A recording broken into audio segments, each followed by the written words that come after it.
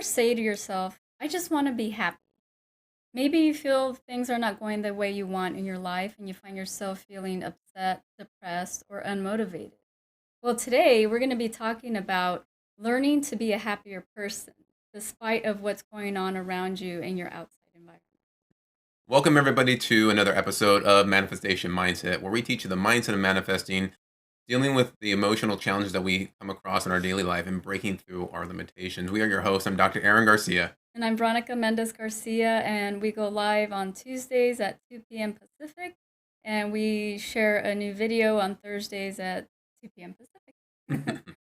And if you guys are new to the channel, you're new to the show, we'd like to have you come by. You can chat here in the comments as we go through our live show today. And if you have not done so, make sure you subscribe to the channel. You click that little button. And if you enjoy this video, give us a thumbs up and make sure to click on that bell icon so you get notified each time when we have a new video that's posted. Today, we're talking about happiness and how can we cultivate and develop ourselves to be a more happier person. Now, we've all had times where we don't feel so good, and we also have times when we feel really good in our lives. So how can we develop more times in our day, in our week, in our months, in our years, where we can be happier as often as possible? When we get to see clients and people that come to us, a lot of times they're coming to us because they're in a very unhappy state in their life and they don't know how to get out of that. And we teach them how to be more positive, how to be happier. That way they can do more things that they want to create in their life. So I want to share with you guys this book. It's called The Art of Happiness, and it's by the Dalai Lama and Howard C. Cutler. And so here's the front cover. And I'm going to read a little paragraph from the inside. It says, nearly every time you see him, he's laughing or at least smiling. And he makes everyone else around him feel like smiling. He's the Dalai Lama, the spiritual and temporal leader of Tibet, a Nobel Prize winner, and an increasingly popular speaker and statesman. Why is he so popular? Even after spending only a few minutes in his presence, you can't help feeling happier. If you ask him if he's happy, even though he's suffered the loss of his country, the Dalai Lama will give you an unconditional yes. What's more, he'll tell you that the happiness is the purpose of life, and that the very motion of our life is towards happiness. How to get there has always been the question. He's tried to answer it before, but he's never had the help of a psychiatrist to get the message across in a context we can easily understand. And it's very important when we're wanting to develop something within ourselves. And we're talking about happiness today, but any different characteristic that you want to create is first, sometimes we need to have a role model. And Veronica and I look at many different people, and a lot of times it's monks that they develop this great peace within themselves. And we ask the question, like, how do they develop that? How do they not get upset when things are going on in their life? And so in our studies, the Dalai Lama is one of those. Another Buddhist monk is Thich Nhat Hanh, and one of our greatest teachers is Paramahansa Yogananda, who is a Hindu monk and a Swami. And their teachings are universal to anybody, and that's something that we try to cultivate is how can we be more happier, how can we have more peace in our mind without feeling frustrated, upset, scared, worried, because we see a lot of that going on in the world, and we and we all go through these different experiences in our life. And in my experience, I find when I'm in those types of negative states, I don't feel very good. It affects my physical health. It affects your relationships with other people. It affects everything. And so what we come to understand is the more that we can be happy, that means we are radiating a different energy that we are pouring out, and that is going to translate into other people. Like you read in the book, why do people feel so good when they're around someone like the Dalai Lama? Because It's energy. this is energy. You get caught up in that energy. And when someone's not feeling so great, they're feeling down, depressed, angry, upset. What happens? You don't feel so good around that person's presence because of their energy. So if someone like the Dalai Lama, like he's feeling, he has that smile, he's feeling good, he's not complaining about anything, and you're in his presence, you can't help but feel good. Like he's emanating this happiness energy, and it's like that ripple effect. So he makes all those people around him feel happy, and he's smiling, and it makes you want to smile and feel happy as well. But let me ask you a question. Like, would you hand over your power to someone else? Just like just give them your power and let them control you and things like that. Most of you would probably say no. But every single day when you get upset, angry, and frustrated about what somebody else is doing, you're actually giving away your power by getting angry and upset at what someone else is doing, because you can't control another person, but you can control how you feel. So when you think about it that way, it's like I'm not going to allow someone else to dictate how I feel. So it's like whatever someone else is doing, don't allow that person to pretty much take away your power and control how you feel, because Hmm. they can't really control you. You choose to react or in a certain way. So it's really taking control of yourself and your emotions. And are you going to just react, or are you going to respond to how someone else is behaving? Because happiness is a mental state. It's not something you buy at your local Costco and then it's on sale. Is you have to learn to develop that. And a lot of people may base their happiness off of the things that they have. If they get to go someplace that's fun, they feel happy in the moment. But in our own experience and the experience of others, we've seen, well, how long does that happiness last you? And you think about it, when you get a brand new phone or a brand new car, and you're excited because it's something new in your life, and maybe you got the latest model and you're excited about all the features that it has on it. And then what happens? You're excited, and a year later, 2 years later, what happens? You got another brand new phone because the other one is obsolete, maybe isn't functioning as well.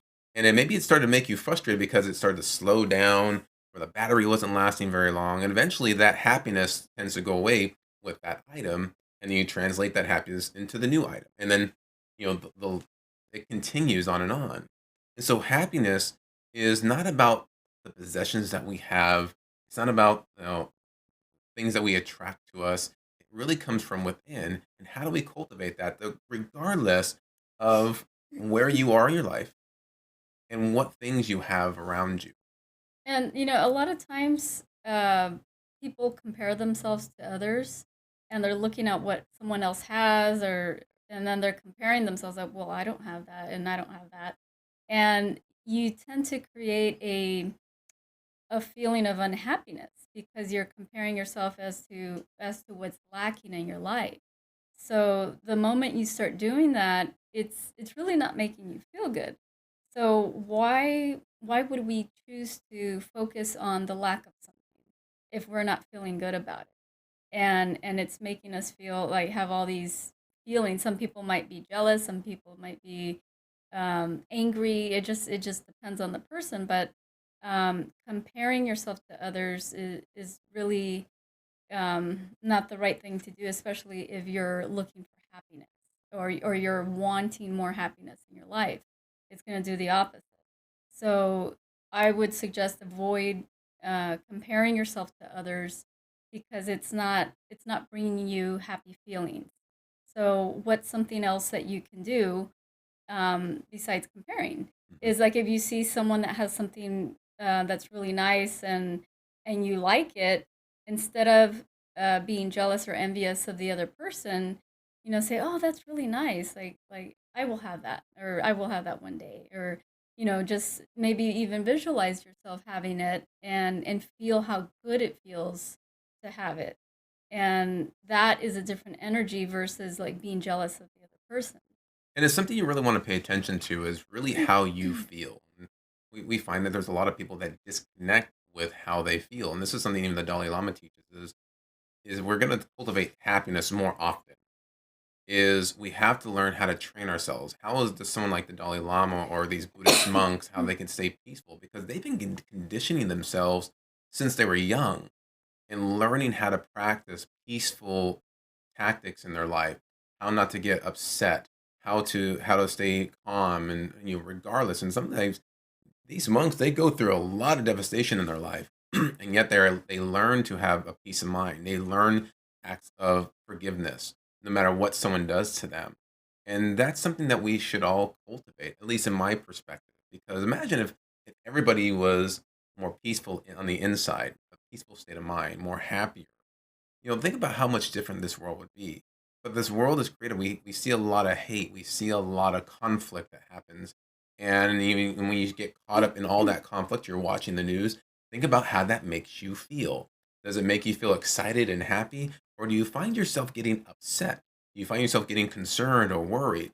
Well, now, just based on an image or something that someone told you, that has now created this mental state within your body and you feel it. You have to be aware of the different states that you're in at any given time. And you just say, do I feel good or do I feel bad? And if I feel bad, then there's a reason for that. And what can I do to minimize that type of reaction? It's just, it's being mindful of our habits and the things that we do on a day-to-day basis. If you're, let's say, unhappy with certain results that you're getting in your life, well, the reason for that is because over the past few years, maybe our entire lifetime, we were doing things in a certain way, our habits, our rituals that have now created the position that you're in today. And there's always a reason for any result that we get. That's the law of cause and effect. So we can identify the cause and just change a few things of the way we do things. If the news makes you upset, maybe the first thing you can do is minimize how much news that you watch and find something more positive to pay attention to that can help really condition your state of mind. So new habits can really help with that. But you have to practice and you have to train yourself and be aware of when your moods start to shift. And if you start to become aware when I'm not feeling so good, how can I move out of that much faster? I'm gonna share a little story uh, when I was younger. I was about 4 years old, and we we were at this babysitter's that my parents took us to, and it was, to me, it felt like torture every day because the babysitter was in her room watching soap operas, and we were out in the living room with her kids. And her kids would not allow us to look at them. They would say, "What are you looking at?" Like we would get yelled at, so we would have to put our heads down. And after a while, my neck would start hurting. So then I would go around and like look up, and it didn't matter where I looked. I would My neck would start hurting.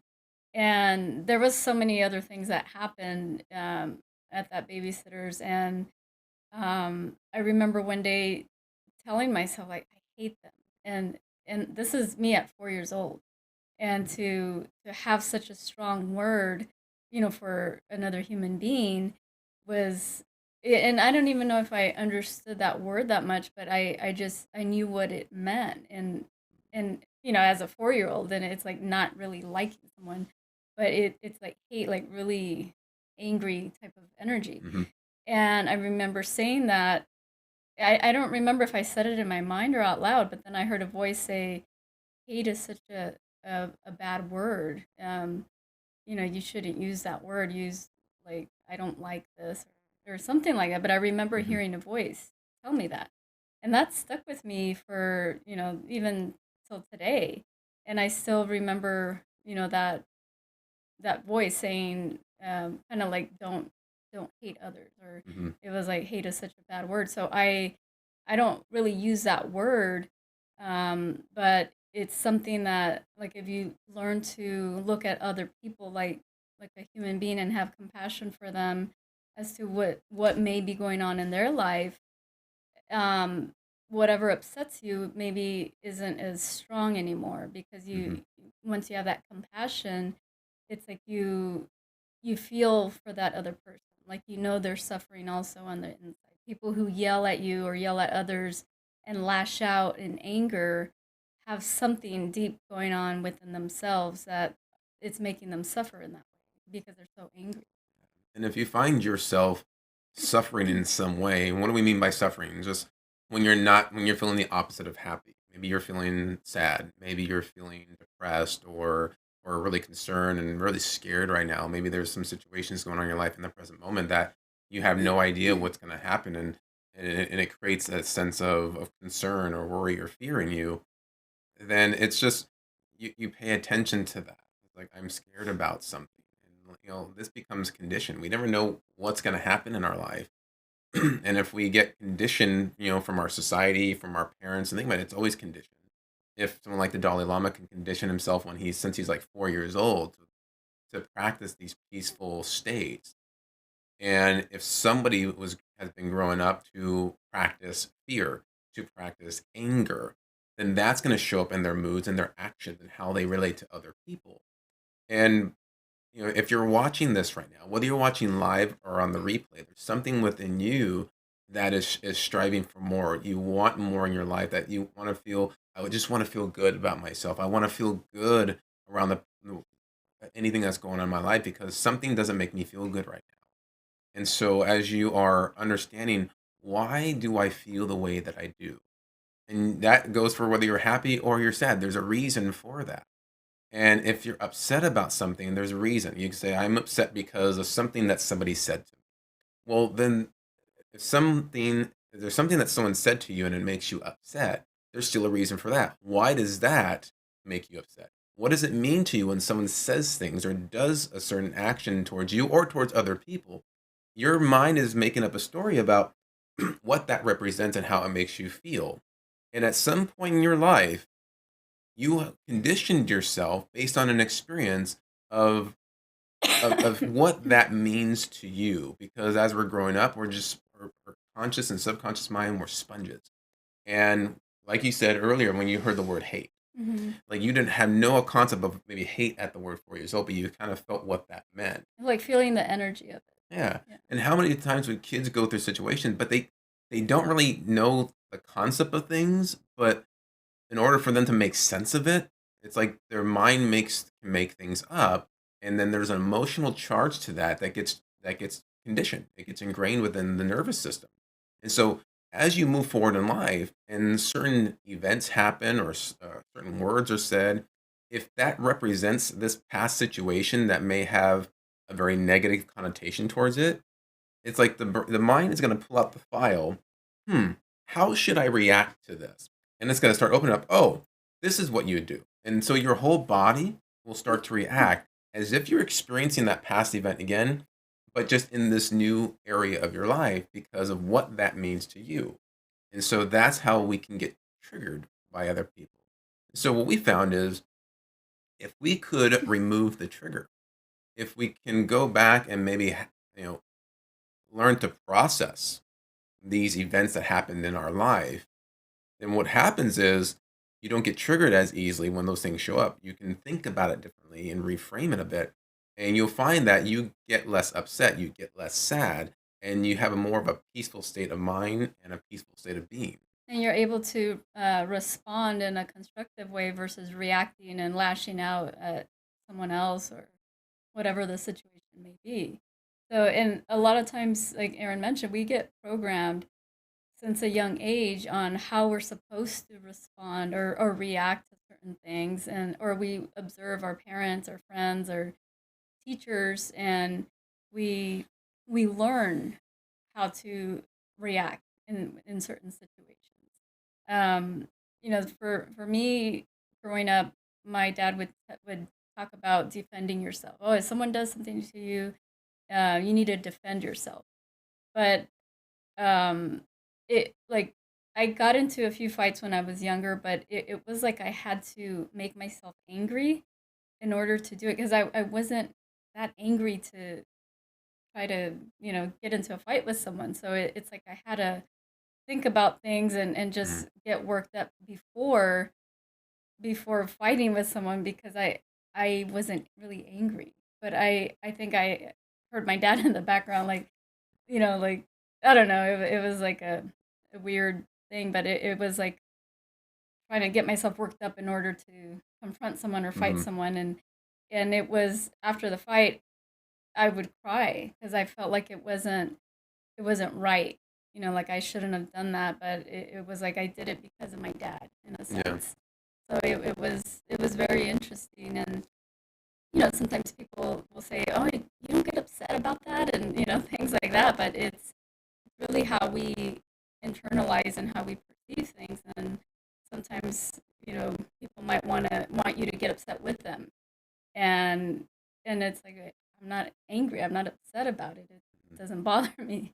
but everyone, can get bothered by certain things, and it might be something small, it might be something big. It's just how they perceive And so the biggest thing here is we have to learn how to work with our emotional states. And how many of us were trained at a young age? things. What class did you take when you were in schools on how to deal with your emotions? N- Very, I don't I think there's imagine, been any. and maybe very small few people that have actually had that type of training. And we didn't have this type of training. In Mm-mm. fact, we didn't start really understanding this and learning this until at least maybe 10 to 15 years ago as we started working on this, and we're still learning. And but where Veronica and I used to be in the past, who we are today is completely different because we have learned to work with our emotional states, and we help people with that as well. We help our families with that because what we see is when you carry on these negative emotional states like anger, fear, worry, guilt, is you can actually feel that in your body. We see physical health symptoms show up because of what people hold on to and carry. And this could be something they've been carrying around for 20, 30 plus years Hmm. and never understood or realized what they were still holding on to. And when they finally let that go, it's like their whole entire energy field just changes. Their body starts to relax. We were working with a friend of ours who was in a car accident just recently, and he was in a lot of discomfort and pain. And he was getting all kinds of work done, and he just the pain wasn't going away. And then so he calls us up, and we went over to check and see what was going on, and just our understanding and realized that that accident triggered something within him and what that meant to him. And part of that was the fear of not being in control or what's going to happen because I'm injured, so I can't do the things that I want to do. I feel like I can't do anything. Hmm. And so that concept was triggering a lot of emotion with him that he was unaware of. Even the fact of the few other things that happened, but when we were able to identify and clear a few things and how things resemble that in his previous life, all his pain starts to go away. And even just after that one time working with him, he still says that his pain is gone. So that's how things can show up in your body, but you need to pay attention to that. Your body is the emotional filter. It gives you the check engine light, so we need to be aware. Also, some people might confuse happiness with like physical pleasure. Like being in an intimate relationship, they might, during that intimate part, they might feel like, oh, like I'm happy, and feel the joy of it, or the excitement of it. But that is, if you're basing your happiness solely on that's unstable. It's like an unstable um, uh, point to be in, because happiness is really the heart and the mind, like true happiness. Because the physical pleasure might be there one day, but the next day it might not. So that's what they mean by being unstable, because if you're relying on physical pleasure only for to make you feel good, um, that can go away from one day to another. Also, like physical looks and things like that. People age, and if they're trying to stay young forever, and then they're unhappy when they start getting older, that's really, they're really gonna set themselves up for disappointment, because everyone is gonna age It's and inevitable. get older. So it's really an internal thing, and it shouldn't be based on your circumstances or the way you look, or things like that. So it's really knowing who you are and knowing your inner worth, because Mhm. we all have inner worth, and we all are capable of doing so many great things. But because of things that were told to us, we limit ourselves, and we put ourselves down because of what was said to us as a child, and we were led to believe that we're we're only good for one thing or a couple things. But we are so capable of doing more than Mhm. and it's really tapping into that energy within, and allowing your creativity to shine. And your happiness comes from within. And it's avoid the comparing, avoid um, all this negativity that's going on around you, and all we're meant to do is find happiness, find things that make us happy, find thoughts that make us happy. Yeah, I really understood this too when the moment I started to do the things that I wanted to. Mm-hmm. And how many people are, they're in a job, they're in a relationship based on because what other people will think. That person that's single and the parents or the siblings or someone's like, why aren't you in a relationship? Why aren't you married? Or you need to get a job. You need to do this. You should. This one's a good job. This has a lot of good pay, and then people take that because then maybe that's what they say is really good. So they start to do that and they realize I don't really like this job, or I'm not really happy in this relationship, or maybe I'm not happy with this exercise program, whatever that is.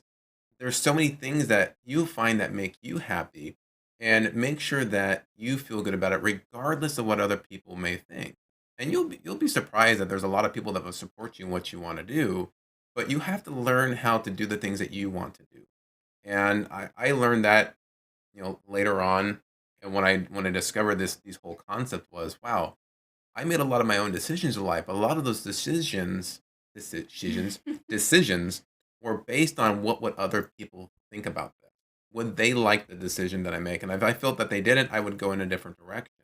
And Mm. so I found myself, I've accomplished all these things, but why do I not feel satisfied? Why am I Like thought unfulfilled, yeah, right? I thought I'd be much happier once I've reached this goal or this point, but I found that I wasn't.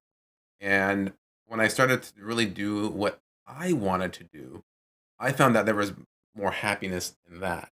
And so that when you start to do the things that you want in your life, you make your own decisions. You have to learn how to make your own decisions. That's very important.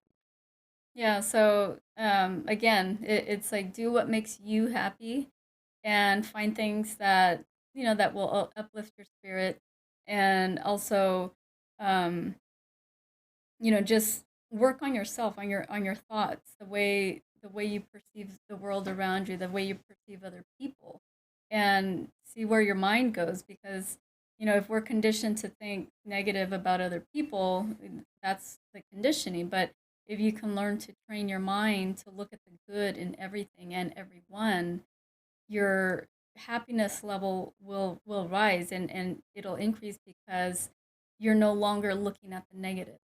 So when you focus on all the good around you, all the good in the people around you, even if they're get on your nerves for some reason, find the good in that person, and you'll tend to not react as as angry or frustrated about certain things, because it's all Mhm. little things. And Yeah. let's just our goal is just to be happy. And minimize the amount of activities or situations that would disturb your happiness.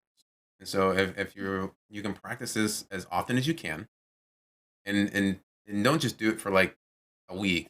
This is something you do daily, and you practice that. Someone like the Dalai Lama, who's I I think he might be in his 70s or 80s. I'm not entirely sure, but someone who's been practicing since they were 4 years old. It takes time, and they still practice it to this day It's a because daily it thing. can be easy, even for the most trained person, to get caught up in these emotional states. But the thing is, when you know you're making a lot of progress, is you'll find that once in a while you'll get upset or you'll get scared or worried about something. Anything can happen in life. The thing is, how long do you stay in that state? Hmm. You'll find that you're able to bounce back quicker as you practice this more. And if you need help, if you need guidance, feel free to reach out to us because this is what we help you to do. When we're learning how to manifest the things we want in our life, we have to learn Hmm. how to control and work on ourselves, work on our inner emotional states, and learn how to be creative. And so, this is what we teach at the Manifestation Mindset Institute. And we have a few things that are coming up for you guys here in the future. So, we want you to stay tuned. And we want to thank you guys for watching today's show. If you haven't done so, make sure you guys subscribe to this channel. And if you enjoyed this video and know someone who would enjoy it, give us a thumbs up, share it with them, and make sure you turn on that bell notification so you know each time we have a new video that's posted. All right. So we thank you for joining us today. And I don't know if you mentioned we go live Tuesdays and Thursdays at 2 p.m. Pacific. And so join us next time. All right. We'll see you guys then. Have a great day. Bye.